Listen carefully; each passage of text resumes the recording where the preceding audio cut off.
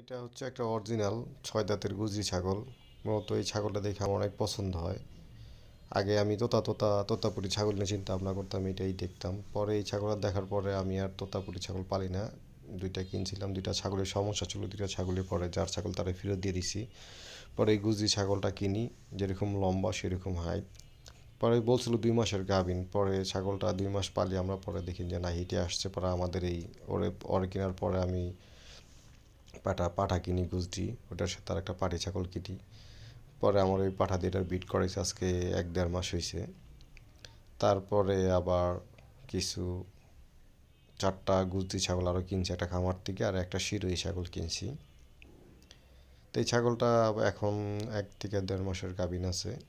আর যে 5টা ছাগল আনছিলাম, ওই 5টা ছাগলই বাচ্চা দিছে আলহামদুলিল্লাহ। পরপর 5 দিনই 5টা ছাগল বাচ্চা দিছে, একদিন গ্যাপ দিয়ে।